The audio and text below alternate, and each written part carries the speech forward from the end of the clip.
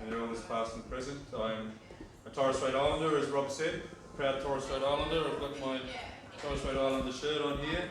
We were headhunters once upon a time, and so don't get smart, alright? Just do things. Alright, so I am conscious that, I also want to pay my respects to all you comrades, that have come here to listen to this, and I'm conscious that some of you have heard me speak and would have heard some of the things that I'm going to talk about tonight, but it helps to really let it sink in, eh? So we'll go through some things again, but there's some people that may not have heard a lot about this. What we're talking about is the Uluru Statement from the Heart. It's a wonderful, given that I'm talking to activists, I must say up front, this is a wonderful campaigning opportunity. This beautiful document, which is a canvas that's about that high and as wide as my arm span, is really something to behold in person. I travelled around the country with it for around 18 months, taking it to communities such as, at Yule River Bush meeting in the Pilbara, where the Pilbara tribes have been meeting for thousands of years and still do annually at the moment, today. To the Gurindji country, one of the first place I took it, after I collected it in Darwin, after it was first publicly revealed at the Gama Festival on the land of the Yolngu people, the Gumatj clan, was to Kalkarinji and Dagaragu. And it was endorsed with a wonderful statement from the Gurindji elders. And basically they said that they joined their voices with the voices of the Yolngu people and Guluru Yunupingu, who had spoken about it just the week before, and the voices of those that endorsed this at Uluru. I'll talk a little bit more about the statement and the artwork soon.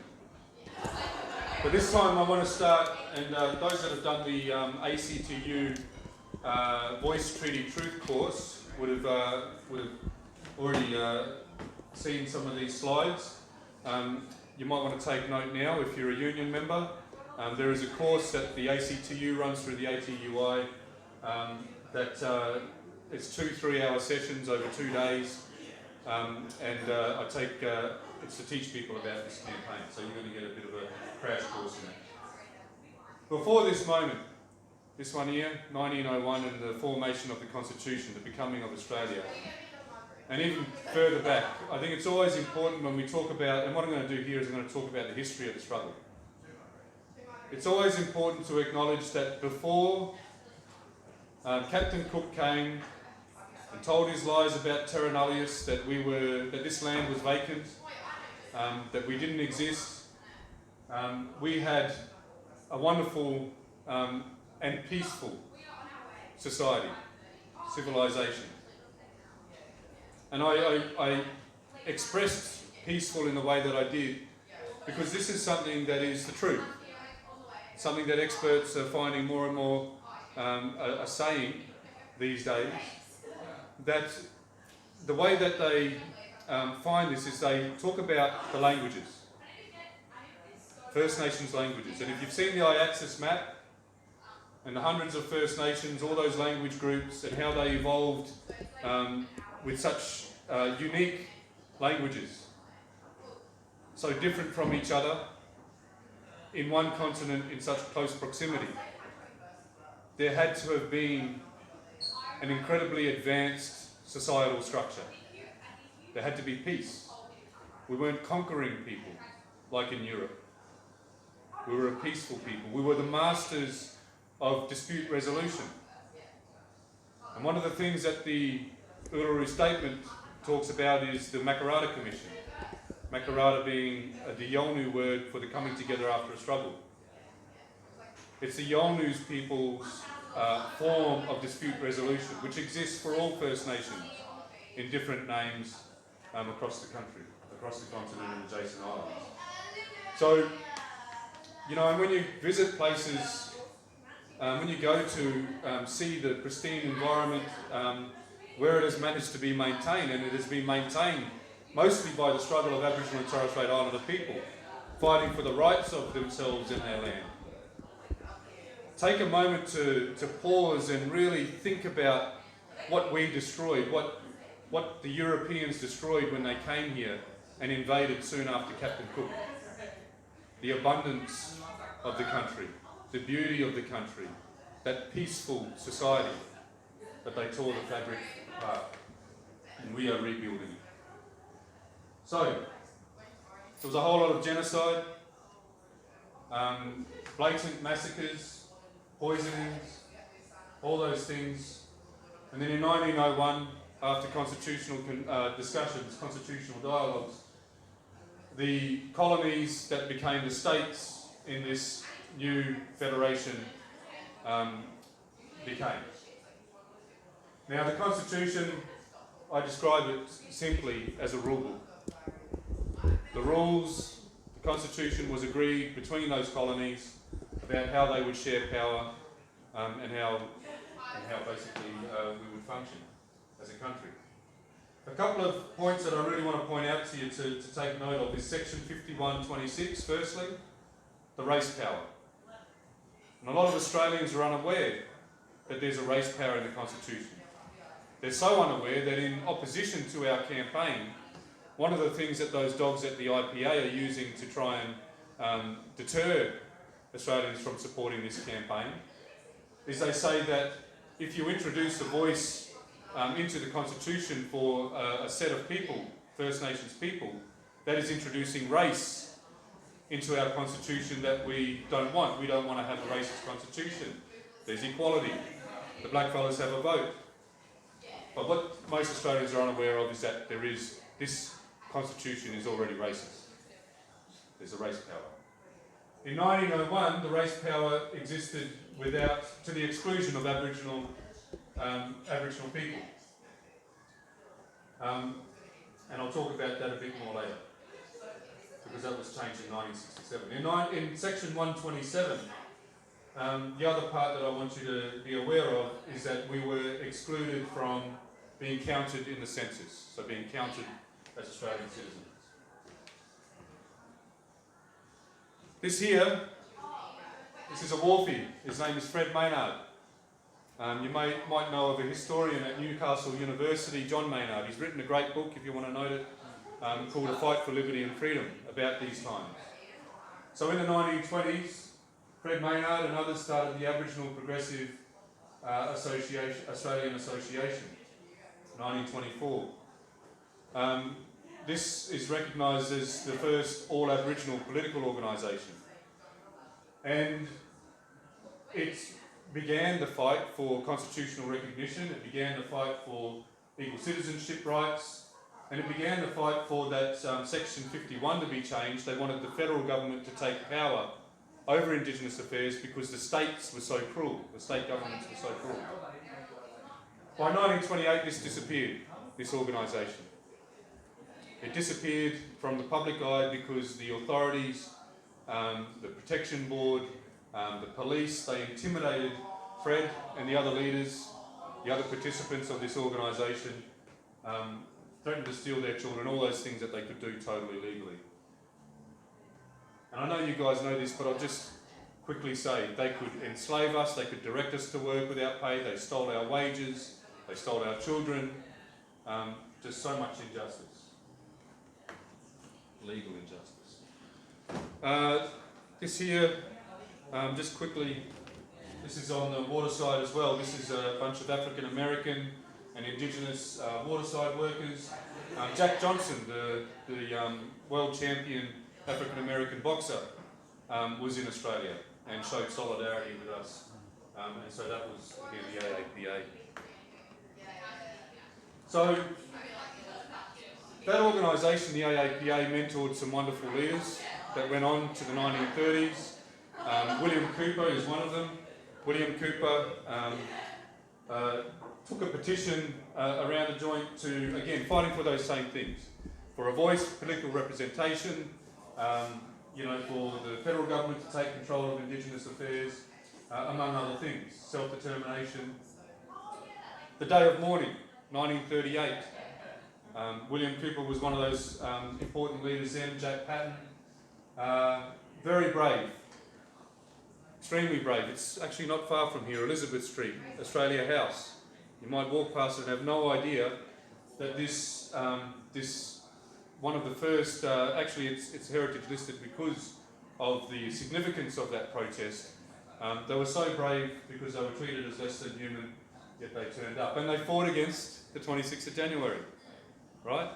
It was a protest against the celebration of the invasion of our land. So that, we've been fighting against 26th January as a celebration for a long time. That petition was to the King, the King of England. Can't remember his name. But anyway, it never made it to the King. The Victorian Parliament dismissed the petition. It never made it. You'll see a pattern start to emerge here. Next I'll go to the 1963 Yirrkala Bark petitions. A fight by the Yolngu people that I mentioned earlier against the Comalco mine and the government excising that huge amount of their country for that mine. That mine was, land was reserved for the Yolngu people. There was a huge reserve there because the government at that time thought that, out of sight, out of mind, that country is useless to us, but of course mining interests changed that. The Yolngu people put together this petition, the beginning of a tradition with the artwork that's not just artwork, it's like our own constitution. It's saying this is our law, along with the English version of a petition. A couple of MPs, Kim Beazley Senior was one of them, travelled to Yirrkala to hear from the petitioners. There was a parliamentary committee established.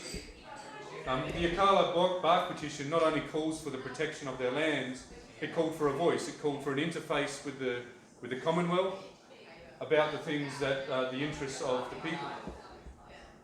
I come from Larrakia land, and one of the things it said was that, and not verbatim, but we the petitioners fear that we will be ignored as we have been ignored before, and the fate of the Larrakia tribe will be our fate as well.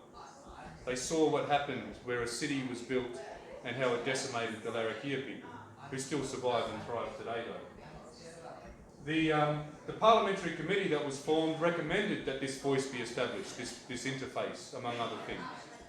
But the parliament ignored it and just excised. So another petition ignored, even the recommendation of a parliamentary committee ignored, and a whole lot of sacred sites and country has been lost to that mine. They took it to the Supreme Court and lost. The Northern Territory Supreme Court, but it set some precedent. This work that the Yolngu people did, their struggle, set precedent for the Mabo case decades later. There was actually some acknowledgement of the societal structure in that decision, but ultimately was overturned. 1972, back to Larrakia country. You can see this long patched together petition, the thumb marks from the people, the illiterate people that signed it. This one to the Queen, ignored. Never made it to the Queen. Another petition ignored. Jump to 1988. Actually, I should go back a step. 1967 was the culmination of a struggle from the 1920s and no doubt before. That our elders had fought to be recognised as Australian citizens, to be counted as Australian citizens, and to see that the federal government took control of Indigenous affairs. So we must recognise that as a success, but we also should be aware of how long it takes for change to happen, and how hard we need to fight. The Barunga Statement was 1988. You can see the Prime Minister of the time, Bob Hawke, with Mr. Yunupingu there, on country. And the Barunga Statement, this time, called for a treaty, called for a national system of land rights. It called, and this is the thing to note here when we're talking about the Uluru Statement, it called on the Commonwealth Parliament to pass laws providing a national elected Aboriginal and Islander organisation to oversee Aboriginal and Islander affairs, and a national, that one. Now, Bob Hawke, as his last act as Prime Minister, you might recall, hung the Barunga Statement up in the hung it up in the Parliament, and was crying, tears of lamenting that he wasn't able to deliver on his promise of treaty. He failed. But Hawke did deliver on the voice. He established ATSIC. And he established ATSIC with the vehement opposition of John Howard, who was the opposition leader at the time. So ATSIC was established, this National Elected Aboriginal and Torres Strait Islander organisation, to speak for us, basically. What happened then was when John Howard came into power, he immediately went after ATSIC, he went about destroying it. Now I'll just jump to something that's a lot more familiar to us as Unionists here. I was 21 years old in 1998 on the wharves in Darwin. And unforgettable for anyone that was a Unionist of the time was how John Howard colluded with Chris Corrigan and the National Farmers Federation to physically drag us out of our livelihoods. But I want you to think about what happened before that. I remember as a young bloke wondering, and I don't have a union background or an activist background, right? And this was a huge lesson for me about unionism and collectivism. But I was wondering, hang on, we do work hard on the wharf. There's problems with management, there's problems with bottlenecks, there's problems with machinery. But they were telling us, they were telling the country that we were lazy, constantly in Parliament. The media was backing it up. And I was wondering as a young man, what is this? It was John Howard softening up the public to do that awful act that he did in 1998. There was a strategy behind it. Did the same thing to ATSIC. ATSIC was bashed from pillar to post. Our leaders were demonised.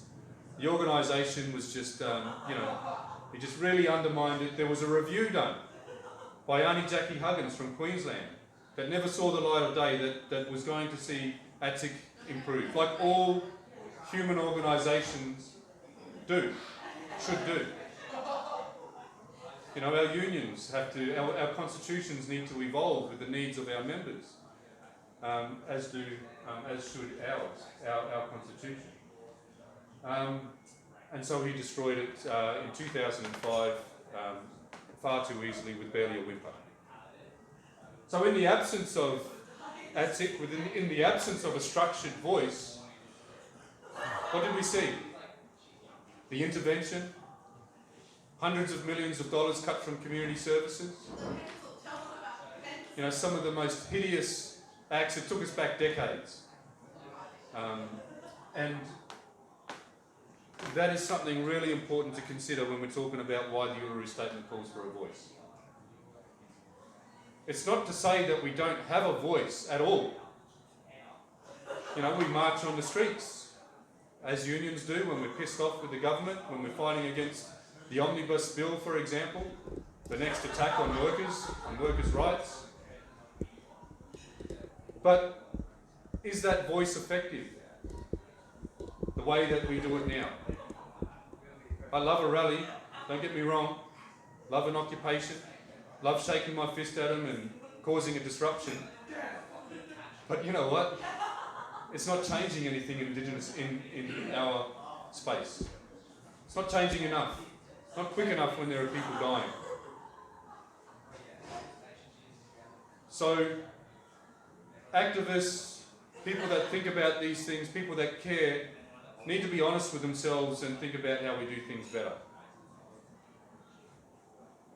One example is, think about the Black Lives Matter opportunity that we had. March, last year? George Floyd, the treatment of, the murder of George Floyd. And then you think about what happens here. David Dungay Jr.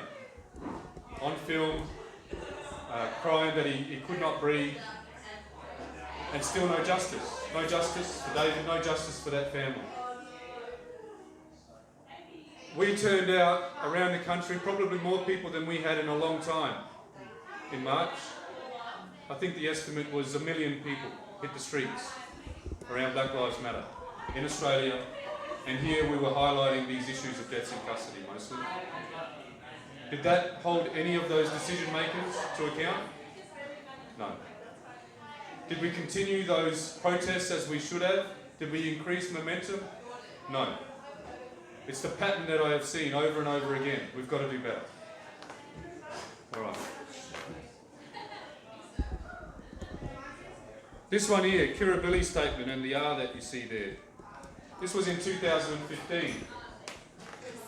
And in the crisis that we had of intervention, of millions of dollars being cut from Indigenous services and all the rest, in the absence of a voice, there was a meeting at Kirribilli to say something's got to change. There was a campaign that had gone on for 10 years before that, but the problem with that was it hadn't asked First Nations people beforehand how we wanted to be recognised. It was important to raise awareness that there was a lack of constitutional recognition, and this is something that we needed to do. But what was said here was that we don't support symbolic recognition, constitutional change. We want substantive constitutional change. And so that is what set path. The other thing that it called for was the resources to go to our communities and find out what it is that we want in regards to constitutional recognition. And so the Uluru Statement process happened, the Referendum Council ran it. You can see here where the dialogues were held, the outcomes. The voice of Parliament was the most strongly supported reform, agreement making or treaty making. And I should note here that the Indigenous members of the Referendum Council had to fight tooth and nail to get this column here, to get this as one of the things that we were going to discuss, because they knew that people wanted to talk about treaty. It's called agreement making not because we're avoiding the word treaty, it's because there are many various types of agreements that First Nations are doing around the country. It's not just treaties. Statement of acknowledgement, the symbolic constitutional recognition was the least supported, as you can see here. There were 10 guiding principles decided at the beginning of the Uluru Convention, which was the culmination of these dialogues where delegates went to. And it means what guides us is that the reforms do not diminish First Nation sovereignty, that it involves substantive structural reform, that it advances self-determination and the UN Declaration of the Rights of Indigenous People, that it recognises the status and rights of First Nations, tells the truth of Australia's history, does not foreclose on any further future advancement, does not waste the opportunity for reform, provides a mechanism for First Nations agreement making, and has the support of First Nations, and does not interfere with the position of existing legal arrangements. So these were the guiding principles, and they guide us today. All right. This was soon after the 3-day, at the end of the 3-day convention, when the Uluru Statement from the Heart was read for the very first time. This is a photo of all of the brothers and sisters and uncles and aunties, the wonderful moment when we endorsed it. And I'm going to, I know some of you heard me do it, but I'm going to recite the Uluru Statement, just so that you might feel what we felt at that morning. We gathered at the 2017 National Constitutional Convention, coming from all points of the southern sky, make this statement from the heart. Our Aboriginal and Torres Strait Islander tribes were the first sovereign nations of the Australian continent and its adjacent islands, and possessed it under our own laws and customs. This our ancestors did, according to the reckoning of our culture, from the creation, according to the common law from time immemorial, and according to science more than 60,000 years ago. This sovereignty is a spiritual notion, the ancestral tie between the land, or Mother Nature, and the Aboriginal and Torres Strait Islander peoples who were born therefrom, remain attached thereto, and must one day return thither to be united with our ancestors. This link is the basis of the ownership of the soil, or better, of sovereignty. It has never been ceded or extinguished, and it coexists with the sovereignty of the Crown. How could it be otherwise? That a people's possessed the land for 60 millennia, and this sacred link disappears from world history in merely the last 200 years? With substantive constitutional change and structural reform, we believe this ancient sovereignty can shine through as a fuller expression of Australia's nationhood. Proportionately, we are the most incarcerated people on the planet. We are not an innately criminal people. Our children are alien from their families at unprecedented rates. This cannot be because we have no love for them. And our youth languish in detention in obscene numbers. They should be our hope for the future. These dimensions of our crisis tell plainly the structural nature of our problem. This is the torment of our powerlessness. We seek constitutional change to empower our people and take a rightful place in our own country. When we have power over our own destiny, our children will flourish, they will walk in two worlds, and our culture will be a gift to their country. We call for the establishment of a First Nations voice enshrined in the Constitution. Makarrata is a culmination of our agenda, the coming together after a struggle. It captures our aspirations for a fair and truthful relationship with the people of Australia and a better future for our children based on justice and self-determination. We seek a Makarrata Commission to supervise the process of agreement making between governments and First Nations and truth-telling about our history. In 1967 we were counted, in 2017 we seek to be heard. We leave base camp and start our trek across this vast country. We invite you to walk with us in a movement of the Australian people for a better future. That's Uluru State.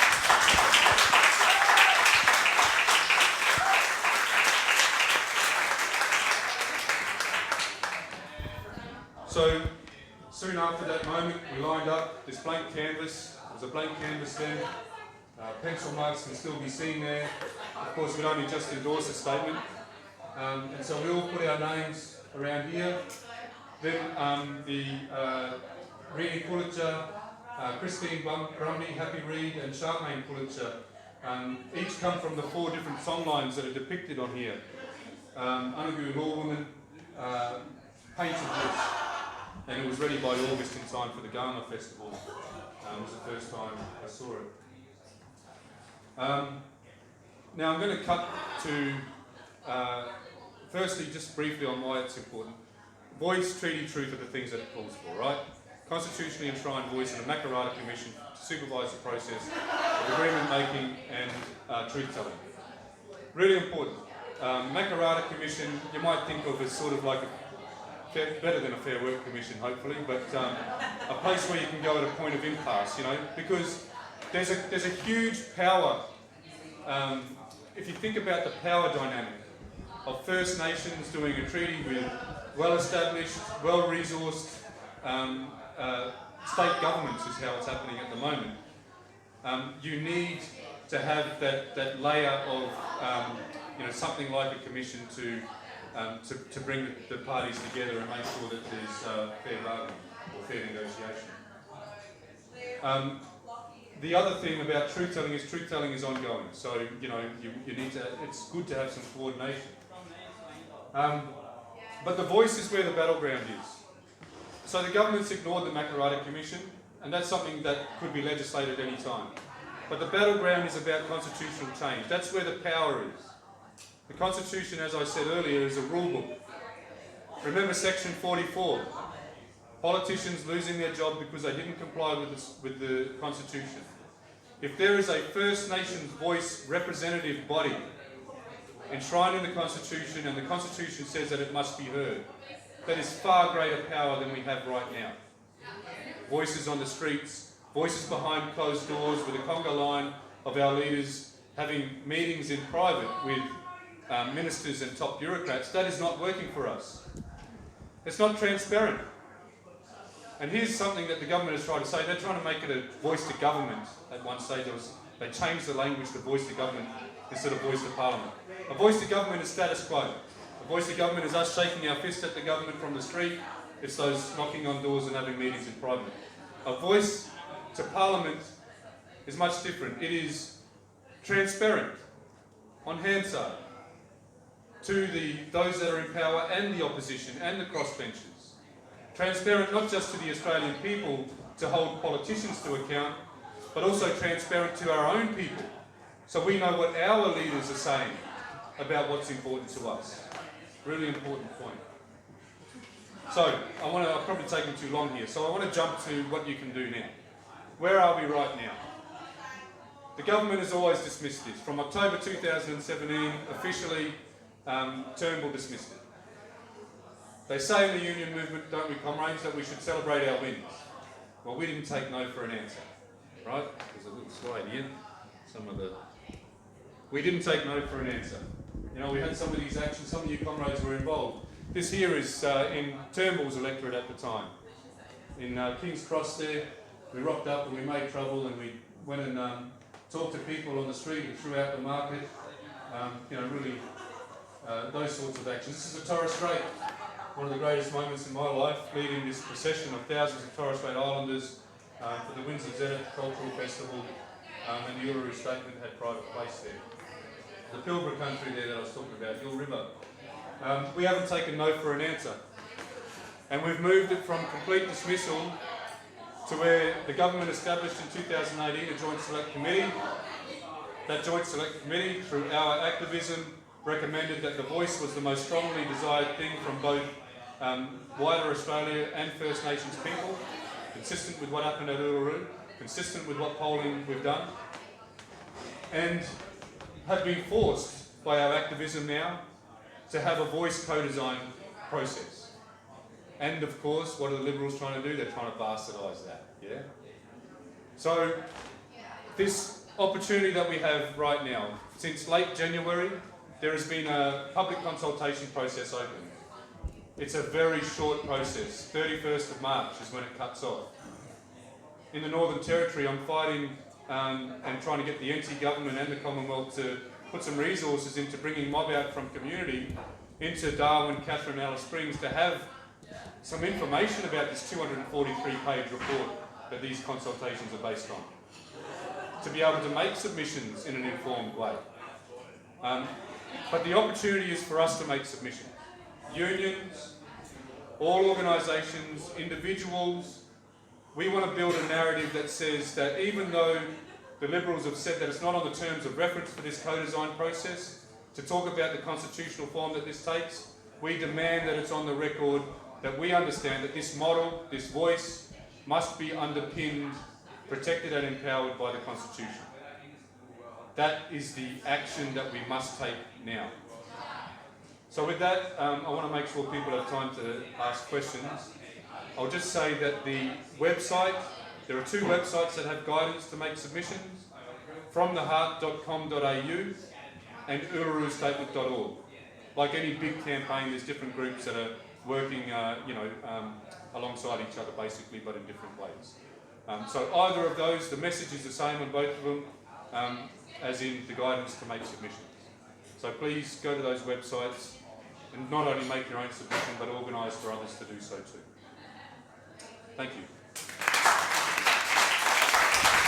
My name is Peter. I would like to clarify exactly what are the exact powers proposed by the Constitutional Voice of Parliament. Are they purely advisory? What's been actually proposed has been outlined? Another question is, you are aware that only 6 out of 44 proposed referenda have been passed since 1901. In a majority, as you should be aware, the constitutional majority of people and the majority of states. At the very least, you need bipartisan support, and that's the minimum. It would bipartisan support. It's not guaranteed. How do you propose to deal with that?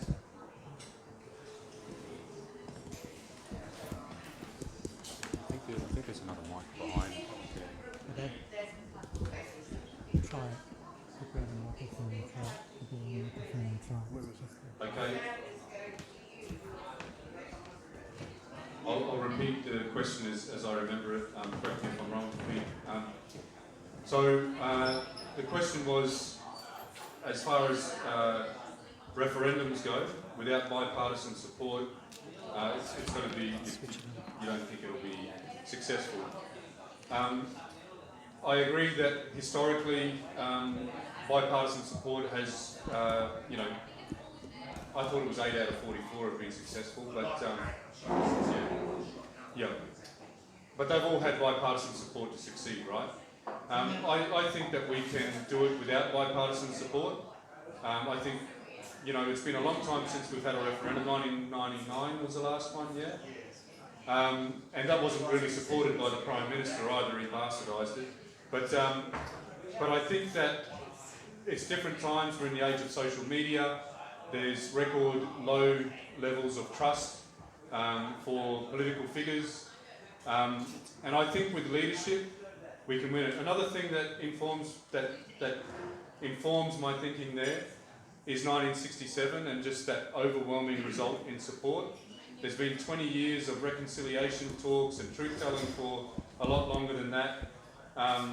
The polling, you know, and you can't rely on polling, I understand that, but the Reconciliation Australia barometer shows more than 88%, I think it is, of Australians are ready to vote yes for this specifically. And so I think we can win it. I think if we were to wait for the Conservatives, as they are today, because they're so right-wing, right? They're so influenced by some really disgusting people, then we would never move forward. I mentioned the Constitution and how constitutions of organisations, representative bodies, countries need to evolve. So does ours, right? So does ours. And the past, if this Constitution is frozen in time, because so few have been successful and it hasn't been, you know, none have been for a long time, then that's a friggin' terrible place for us to be as First Nations people, you know. So I think we have to have the courage to pursue it. I think other countries do it much better than us. They probably don't have as high a bar, double majority, but I know other countries, for things like abortion laws, they hold referendum over and over until the country gets it right.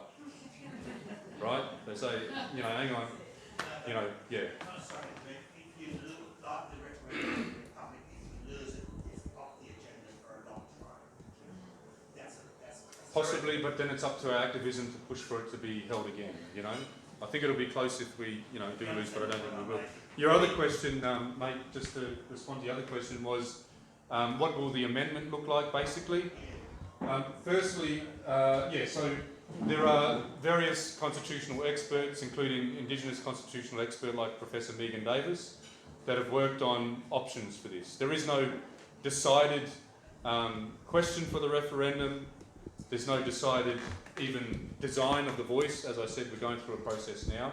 So if anyone says this is weak, you know, then they're talking out of school, you know, or out of sequence, because there's no decision.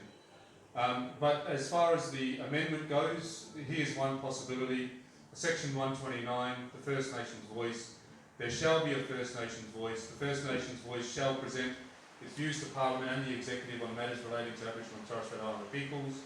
The Parliament shall, subject to this Constitution, have power to make laws with respect to the composition, functions, powers and procedures of the First Nations voice. A referendum question could be simply, do you approve an alteration of the Constitution that establishes a First Nations voice? The other part of your question is, will this only be advisory?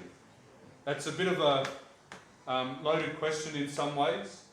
In Australia, there is, our political system is parliamentary supremacy, right? Like most democracies. There's parliamentary supremacy. So the only representative body that makes laws in the country is the Parliament. There's no other organisation, not even the High Court, that just keeps it in line with the Constitution, that can tell the Parliament what to do in regards to making laws for the people, right? So it is a fact that the voice, the First Nations voice, will only be advisory to the Parliament. If you think about it this way, of course, we would love that power, right? We would love to have the power of a third chamber to Parliament, which is what is the opposite of advisory to Parliament, right? What is the fear-mongering that the right have used, the IPA and those bastards? They have been saying that the blackfellas are asking for a third chamber to Parliament. Why? Because they know it will not succeed. People will not vote. 97% of the population, you've got to remember that power dynamic, they will not vote to change the rule book of Australia to give us that power. What do? We take steps. The first thing we do in unionism, even as a working class, we're talking about politics, the formation of a Labor Party, is we build a representative body. Who knows what we go on after that? But we have to build, remember in the talk I was talking about being honest with ourselves about our effectiveness right now. So, will it be advisory, as in does that make it powerless though? Absolutely not. Are our unions powerless because we don't have the constitutional right to make the work, the industrial laws of the country? No. Our power comes from our coherency, our collectivism, our structure, the accountability of leaders. We don't have accountability of leaders right now because every time we've built an effective voice as First Nations people, as I talked about in the history of struggle, they have destroyed it. That's why they destroyed ATSIC. A coherent voice, destroyed. The AAPA in the 20s, destroyed. The power, and the Conservatives know this, is in its collectivism and its guarantee to speak. There is power in the Constitution, in that rule book, and that is how it will be powerful. For example, we table our advice on something, right? Call it advice. And they say no, they ignore it. Right now, we hit the streets for a little while, right? It's hard to get people turning up. There's that pattern that I talked about. But imagine them saying no transparently like that and us being able to campaign like we never campaigned before. When I organised the rallies and all that around the joint, I wondered why don't we have protests in every community, in every, not just in the cities. Why don't we turn our back to Nigel Scullion at the time when I was thinking about this, when the bastard turns up on our country after cutting hundreds of millions of dollars from services? We don't have that structure and that coherency and the accountability of our leaders. We're not electing our leaders politically. So that's how. That's the answer to that question. Thanks. Any further questions?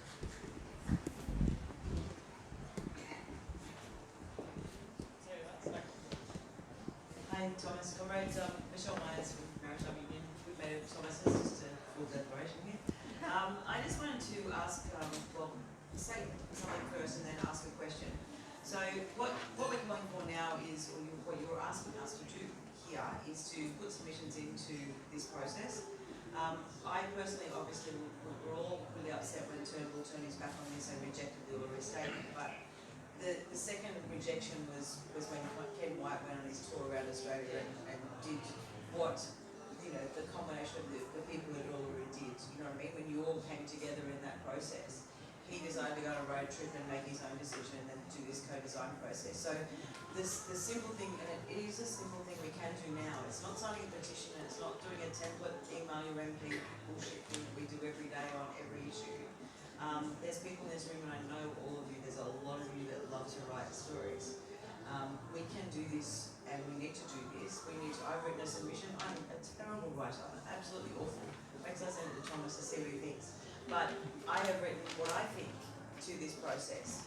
And it's as simple as a one-pager to say, that what I think as a person that is trying to walk alongside the people that were at Uluru that asked us to walk alongside them. If everyone in this room wrote their own story as to why they think that we should be supporting the Uluru Statement and the voice to Parliament enshrined in the Constitution, and it's the only way that it's going to work, I think we could make a really big impact just from this room itself. But yesterday was on the weekend was the anniversary of the apology to the stolen generation. There was a lot of speeches in Parliament. I sat and listened, I had headphones in and listened to the Senate for a very long time. I heard Pat Dodson, I heard Linda Burney in the House, and I heard Penny Wong, and then I heard Lydia Thorpe, who completely rejected the call for the voice to the Parliament in the Constitution. Can you just tell us a little bit about that and why that approach from her is not what happened at Uluru and not what the essence of the Uluru Statement was, please? Yeah, sure. Thanks, Michelle. We're not a homogenous people. We've got our differing views like any human beings, any group of human beings. It was 3 days at Uluru, and on the second day of those three, around 7 delegates of over 200 walked out because they had a different opinion to everyone else. They said that they weren't heard in there, which was bullshit.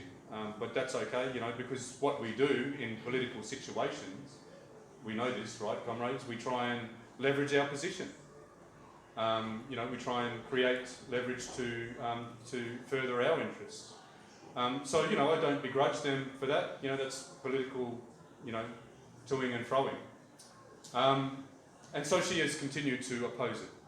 There's a great irony in that, though. One of the reasons why the opposition was there was that some people say we think that our sovereignty will be undermined or ceded by having constitutional recognition. The irony that I was talking about was that Lydia Thorpe-Denham swore an oath to the Crown. And I can respond to that view, actually. Firstly, our sovereignty is in our blood, it's in the soil, and it's in the way that we fight for our rights in our country. It's the way we protect our country. It's not something that can be undone by any white-collar document, not even the Constitution. If the Constitution in 1901 said that there are no longer any Aboriginal and Torres Strait Islander people in this country, would that have made a difference to who we are, to our sovereignty? Would it have stopped us from fighting the way that we did for our rightful place on our country? No, it wouldn't have. 1967 counted us as full Australian citizens. Did we suddenly disappear as Kurrareg and Kalkagal people? No. You look at other First Nations in Canada, recognition, constitutional recognition. Did they disappear from the face of the earth? No, because it is in our blood, in the soil, and the way we fight for our country. If anything, constitutional recognition, empowerment, has furthered their interests, has empowered them. Because how are you going to face the Parliament, the decision makers in this country, if they don't even recognise who you are as First Nations? If they don't even recognise that we exist. So I'm not afraid of losing my sovereignty over constitutional recognition. I can see it as powerful that we put our representatives in the rule book so that they can speak unapologetically and also so that they're accountable to us. I see a question back here.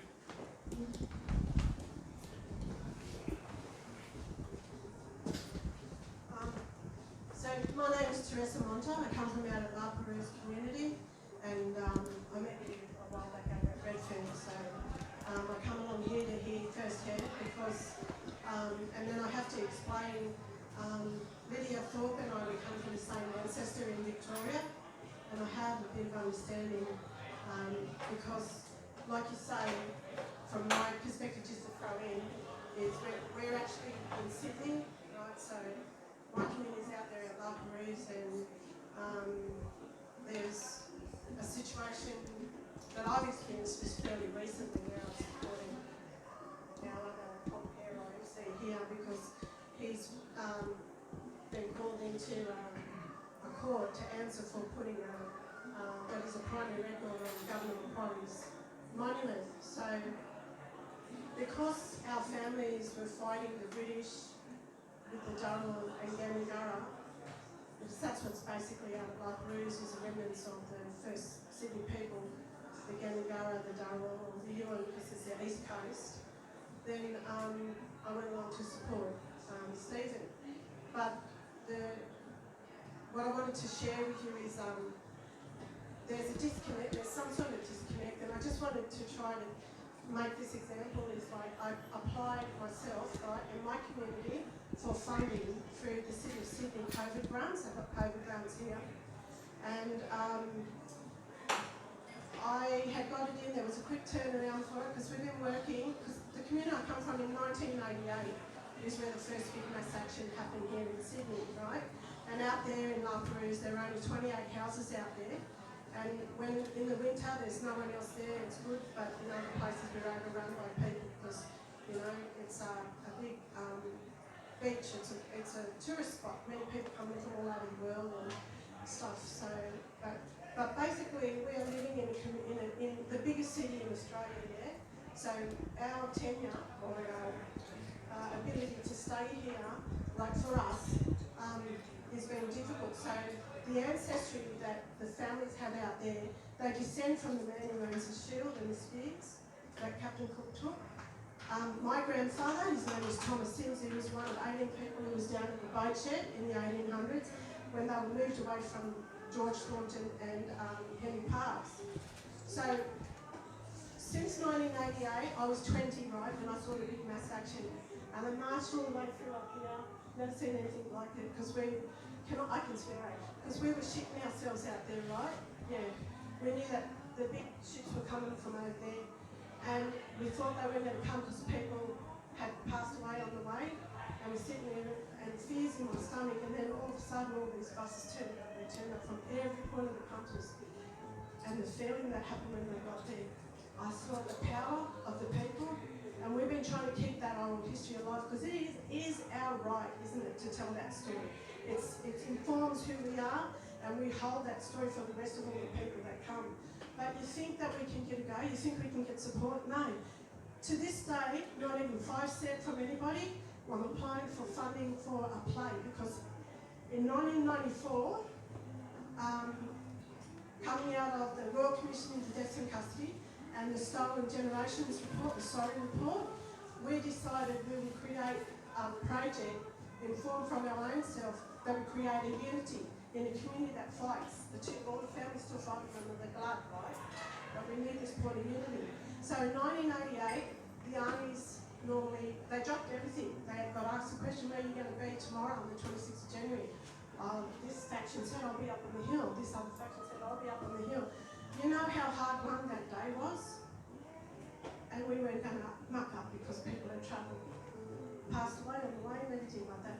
Our community needs to have a voice. We need your support to raise our voice, to tell our story. Applied for that funding for the COVID grant. Now I got told that I'm ineligible, or we're ineligible, because also I'm an elected representative for a native title that goes from Bundeena, which is in Sutherland on the other side of Botany Bay, to Eden, which is almost to the Victorian border. There are 26 lands councils underneath us, and there is a white elephant, not a white elephant, invisible elephant, or whatever you call it in the room, you know, because of the issue that we have to sort amongst ourselves about how the people were relocated. So once we get all that sorted, and this project that we've got, which is telling the story of 1988, but they knocked us out. They said, you can't prove that you'll be doing anything in the inner city in 2021. But I was standing up defending him because he put something that was a primary record on Governor Macquarie, who ordered extermination against our people, who are still living out there at La Perouse, and we get told over and over again, Thomas, that could you please apply again? Somebody else, Leah Purcell, she's a beautiful person. I'm not saying they're not beautiful, but we are real living people. We need our own voice. We need to be supported, to have our play, to finish our cultural fishing event, to have the media come out there, not everywhere else. It is not right for us to let people speak over the top of our dead, over the top of our elders. It's only a respectful way to do it is to give the grassroots people in Sydney, so we have a bit of a focus. But you know what? So, you know NAIDOC, the NAIDOC event? The first NAIDOC was in 1957, and my grandfather, his name is Jack Sims. He was the descendant of the man that was down in that boat shed. Guess what? He was the vice chair of that, with Uncle Bert Grace and Auntie Pearl Gibbs. And who are we? You know, we got told unceremoniously by people that were there, which doesn't help the unity that we need to build. Thanks for that. We got to bury whatever. Response to it, Yeah, we got to bury whatever problems that we got with one another and find a point of unity. And that's the only reason why I'm trying to explain to you what the reality is that's happening here. We need help to make that unity, because I believe our community can help.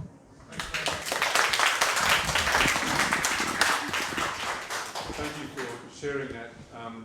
And I'll talk to you later about how we could probably help the MUA, certainly. But, you know, this is one of the things that drive me as well, you know. Travelled the country all over the place about, and hear similar stories, even with native title, you know, like, and how it's too weak. You know, that we don't even have the right to veto our land getting dug up and destroyed. And I wonder, how do we improve this situation? Because at the end of the day, it's legislation, right? And it's the unaccountability of leaders not listening to your community.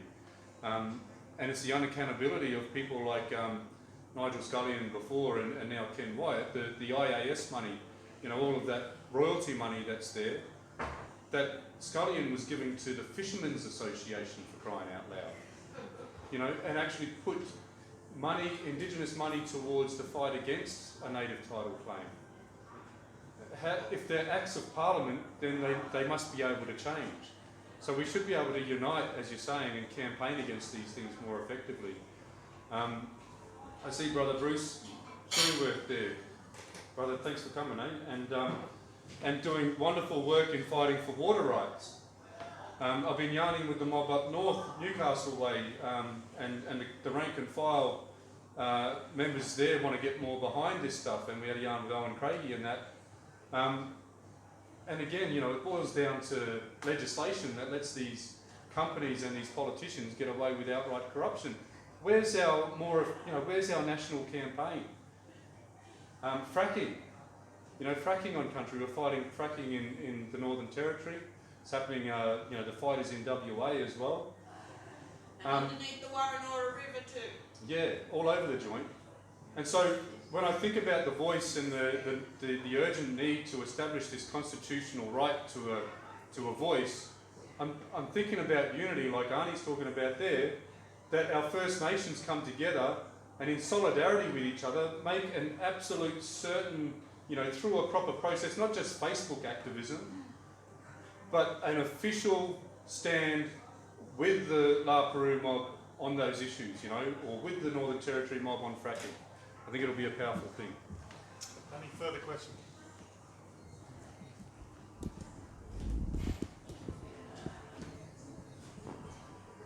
Hi Thomas, my name is Ingrid. I'm actually a fellow Territorian as well, so I've only been here for a couple of years and still very much feel like a foreigner. But I just want to start off by saying thank you very much for your very public support for asylum seekers, and especially over the last couple of weeks with the Darwin 15.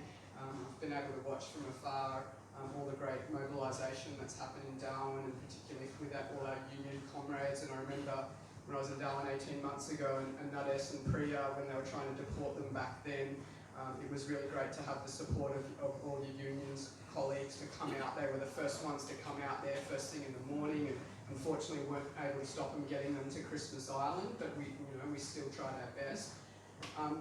On that very note, I want to sort of talk about asylum seekers, refugees, migrants to Australia.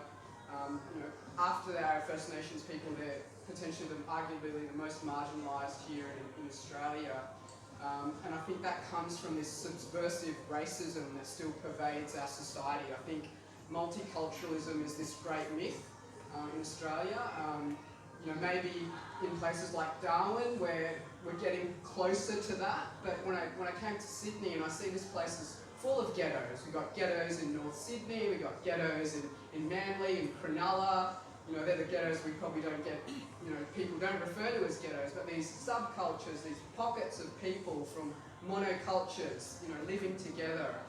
And it's like, I want to ask the question, as a migrant as well to Australia, what can we do more to bring, these communities together, I feel fortunate, I guess, through my work to have spoken to, thousands of Aboriginal people, over the years and hear about their lived experience. But I think so many Australians, and particularly those maybe who have come from overseas as well, don't have a genuine appreciation for this history, what the current lived experience of Indigenous people are in Australia. And if anything, we should be, the greatest of allies in our struggles together, and especially, people seeking asylum. They have a shared history in terms of the struggles that they may have gone through in their own countries against colonial powers. So what can we do more to bring these communities together to defeat this racism that still exists in Australia, which I think is, one of the biggest barriers to, this constitutional voice, this voice to Parliament being established for our First Nations people. Thanks. I think our communities will always, tend to stick together as humans do, with like people and all the rest. And I think there's already, a lot of good interaction as far as, but I think the biggest the first thing is don't friggin' indefinitely detain human beings, right? Like, far out, man. Like, it's just disgusting. It's just, we should be ashamed of ourselves as Australians. I don't know what the ultimate answer to your questions are, mate, but I think we just got to keep fighting, keep organising, and yeah, just keep turning people out. Sorry, mate, I'm a bit lost on it. But, you know, I mean, that's why we're turning up in Darwin. You know, one of the ways that they've managed to slow down our fight for social justice in this country is by attacking unions, because we've been at the forefront of all of those struggles. Yeah. Thanks, mate. Thanks, Thomas. Henry Rajendra, Deputy President of the Teachers Federation. Thank you so much for all that you do, and particularly for tonight. And I certainly think that it's not incumbent on you to have the answers to define the struggle. Certainly you define what we need. But I'll take that previous point in question and insist that we, as public school and TAFE teachers, have an incredible responsibility to this cause on two levels. And it is framed around education. Firstly, I assume that you would agree that to achieve what we need to achieve here collectively is about a community campaign. And education is absolutely critical. And what you've done today, whether we're all coming at different levels into this, education has been critical of what you've done today. So you talk about ATUI, the training that's available, the way that we can take back our messages and frame in more of a structured way with our own organisations around people is critical. But can I fess up something about the education system, particularly in New South Wales? And I think it's important to identify the problem. We have a public school system, in part we have a TAFE system as well, where it's defined by and large by the gaps between the advantaged and disadvantaged. Structurally, we have a system in place where there is an incredible gap between the student achievement between Indigenous and non-Indigenous students in this state. I offer this as a commitment on behalf of our union. We declared our support for the Uluru Statement back in 2018 at our February Council, March Council and annual conference. But we did something of more substance in 2019. And we said that we want everything that the Uluru Statement calls for, the ambitions, the points it makes. But we said the way that we can contribute to that, and this is our promise, and I guess this is a reach out to everyone else in your own respective organisations, search within what you could do better within that. What we've identified is that if we realise all our policies, whether it's funding, whether it's staffing, whether it's actual deliberate programs to bring our Aboriginal students closer to a full curriculum and ultimate success and high standards, that's our responsibility. So on behalf of the teaching profession across our TAFE colleges and our schools, our public schools, that's our solemn promise, and I'll be very clear, that's the policy of the Teachers Federation.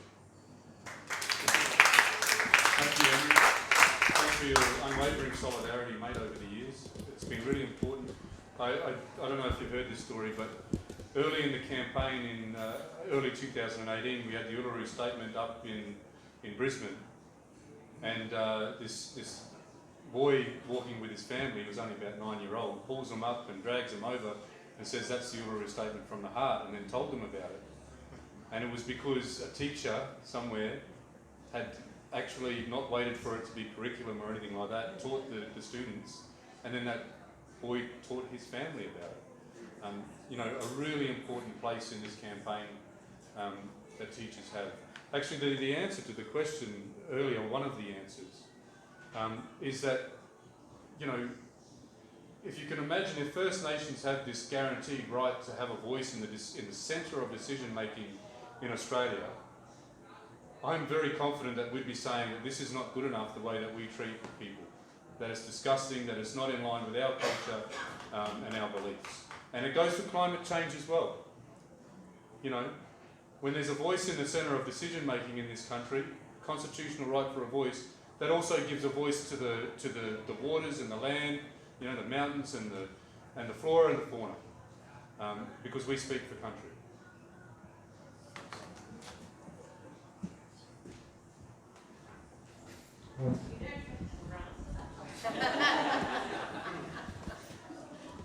My name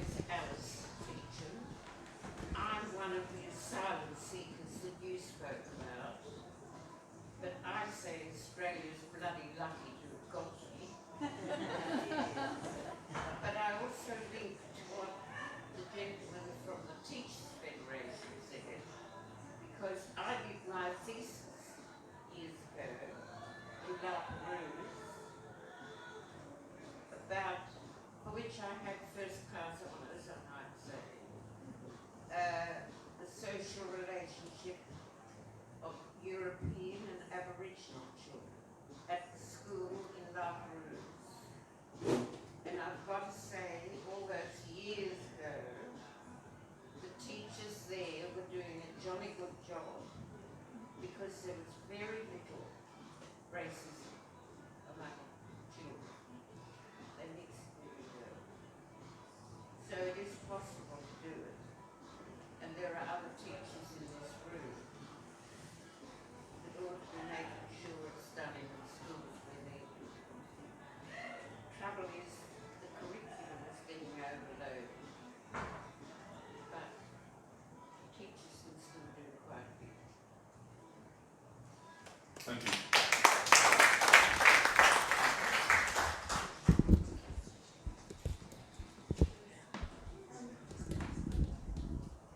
I'd like to follow up on the climate change angle. I do a radio program called the Climate Action Show, and I meet a lot of Aboriginal people who have a lot of the answers for us, especially about forest management, fire management, water management, and they're just raring to go. You know, books have been written about it, and a lot of them are really, you know, very visionary and taking it to scale, practices, cultural practices, but they're hog-tied because it's all on private land, public forests and national forests aren't used. What I love that idea of the Makarrata Commission. If the Makarrata Commission existed, how would it help with that sort of climate action? I think the Makarrata Commission would help with climate action in truth-telling, I think, firstly. You know, the truth that you said, that there's this great knowledge and that's important to how countries looked after, you know, how our waterways are looked after and all the rest. I think it still comes to, well, then there's agreement making, so it supports agreement making. Power, you know, I mean, everything comes back to power, right? Yeah. The power for First Nations people to do what we are born to do in the line of our ancestors and look after our country. If we have power over our own destiny, as the Uluru Statement says, then this country is going to benefit from it, as will the climate and so much else. It's always the beginning place, right? Hi, I'm Monica Crouch from the Independent Education Union. We represent the teachers and support staff in non-government schools. And although our teachers are probably a bit more conservative than those at the Teachers Fed, there are still plenty of them, especially among the Catholics, who are very supportive of the Uluru Statement and the Voice to Parliament. So my question is, I mean, I've got a few really, but what more can teachers do? What would you like to see the union movement as a whole do to progress the Voice to Parliament? Do we need a Labor government to progress it? Do you have any faith in a Labor government progressing it? And yeah, I guess maybe that's enough questions. And also, I'd just like to say, I've been very moved every time I've read the Uluru Statement, but to hear you recite it was something else. So thank you very much. So I think the greatest guarantee that we have of going to a referendum is to make sure that the Liberals are kicked out of government and Labor wins, because they have it's their platform to take it to a referendum in the first term. Since 2019, the conference in Adelaide in 2019, solid platform, and they remain solid, but any members of the Labor Party or affiliated unions need to keep in their ears so they maintain that stance, because you can never take it for granted. In regards to what more teachers can do, another couple of ideas. I remember when Scott Morrison, we all know he's full of shit, but he had a letter from a child, and he said, I always listen to students, why not get as many classrooms as possible to send a letter to the Prime Minister saying, you know, we want, here's our submission. Send it to the advisory group and say, here's our submission, the public consultation process. Does that lead our code of conduct? No, I'm serious. Yeah. They try to stifle us on everything. Yeah, we'll put it by the parents and, you know, Yeah. most probably parents, and just by putting it by the parents, they'll learn something, right? And in our campaign research, there's this strong correlation between those that say in polling that they'll vote yes to a referendum, between that and those that say that they have heard about the statement. So just learning about it is growing this movement, which it has done for 3 years. Yep. Another question there? I think we're good. Hi Thomas, my name is Sasha. I work at New South Wales Nurses and Midwives Association, for that Unions New South Wales. Thanks so much for tonight, it's been really moving. I just wanted to ask a bit more detail on, obviously the focus now is to get those submissions in by the 31st of March to really provide overwhelming support for recognising the voice in the Constitution. What's the strategy beyond that, and what steps will occur after the submissions close? Yeah, great question. So we need to continue to educate more people about what it is, as I said, that correlates. With the masses of submissions that go in, that'll build a narrative to, you know, to continue to fight for what we're calling for. The fear is that the wedge that the coalition will use is to move to legislate it quickly. Labor fears that as well, because it's, you know, it'll be a difficult thing to say no to. We're saying to them, you know, you need to hold the ground, because if it is just legislated, if it's before a referendum, then it's setting it up to fail. As we know, all those voices being silenced and destroyed will happen again. It might not be in our generation, but it might be the next. And the reason for that is, if it is legislated and exists, it won't go to a referendum because it already exists. It will lose momentum. Secondly, it will, if it does its job and it speaks unapologetically on behalf of its people, it's going to upset some of those that are comfortable in the status quo, and then make it harder for a referendum to succeed. Thirdly, all new organisations, even old organisations, have problems from time to time. Certainly new ones have teething problems, you know. So anything like that will be used against us, just like Howard used against ATSIC. You know, it wasn't around for that long. You know, we're still finding its feet, really, especially given that people were coming from a place of such poverty and, you know, in them days, closer to, you know, the White Australia policy and all those things. So, yeah, that's the answer to that. And I've got to say as well, something I haven't said is, we, you know, for Mob in the Room, La Peru, you know, Bruce, we're calling on all Australians to make a submission about the, you know, the three key things, you know, and you'll see that on the website. But what's going missing here is, and this is a real shit process that they're running. I talked about how short the public consultation is, but they're not given time for Mob to say how they want this voice designed and how it should be representative. They're talking about, I think it's 18 representatives, 2 from each state and 2 from the Torres Strait. But that doesn't take into account our language groups, our song lines, you know, the different impacts of colonisations region by region. So there's great flaws, and we need to be, you know, we need to be having a say about that and fighting. My name's Susan, and it's been very enlightening listening to you. Just wondering with the statements of the referendum, I think you wrote this really clear in the points that's important on, because the Commission should have rather find this story in such a negative way, talking about the third chamber and that sort of thing. So you agree it's got to be totally cleared up and important what is happening, so that nobody can misconstrue it. You know, if there's any room for anyone to misconstrue it in a negative way, they will do it. So I think it's got to be not too broad. Yeah. So very broad saying on the voice. Is that It's an excellent point, and it goes to that first question. Sorry, I forgot to Peter. Yeah, it sort of goes to your question as well, Peter. the way we're proposing to do it, some of the pushback early days was that, and this came out in the Joint Select Committee report, late 2018, was that people asked, what does the voice look like? You know, what are we voting for here in a referendum? And so that recommended this co-design process to put some meat on the bone, so to speak, right? What we're proposing is that there is a draft exposure bill with wherever the design lands for the voice, right? How it's representative, what the regions are, and all that. This draft exposure bill would not be passed through Parliament. It would be there along with a referendum bill that does get passed. The referendum happens and people can see, there is the bill ready to be passed through Parliament, and we know exactly what we're voting for.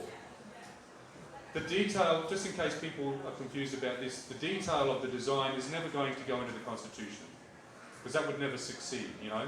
The constitutional amendment, as I showed earlier, would be really simple, and it would be enabling the voice, not, you know, it's like the Constitution works for other, you know, like the High Court and that. There's legislation on the detail. That's because that legislation would need to evolve with the needs of the people, right? It would need to improve. You can't enshrine that and have it set in concrete. I hope that explains those things all right. Yeah. Thank you, Thomas, for your talk tonight. It's been very informative. What do you think can First Nations people do that they're not doing now to enable a more ready acceptance of a statement from the House? Well, that's, I don't know, I think we're doing everything that we can. The government dismissed this outright in 2017. There's been no resources for this campaign. The MUA, our unions, the Teachers Federation, people like Arnie Pat Anderson, with her time and resources, and Professor Megan Davis and many others, Teela Reid from this area, just doing everything we can. I think... What about more consensus building within the community? Well, that takes money and time, right?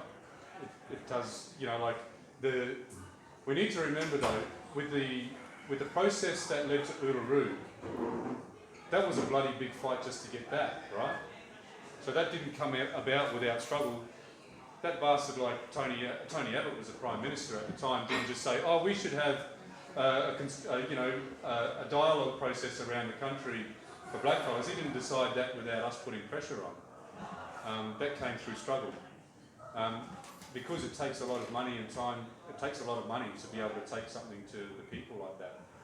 So, yeah, I mean, this sort of thing, talking in communities as I've done, is how we get that message out there and do it, yeah. You're doing your bit, obviously. Sorry, mate? You are doing your bit, obviously. Yeah, and always asking others to get on board and do their bit. Because there's misinformation and we need to break through that too. There's no further question.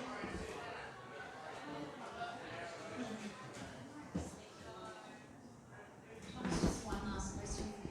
Do you have hope? Like, what gives you hope around this? Do you have hope that we will do it? Yeah, absolutely, I have hope. The opposite of hope is just doing nothing, right? Because you don't think that you can win.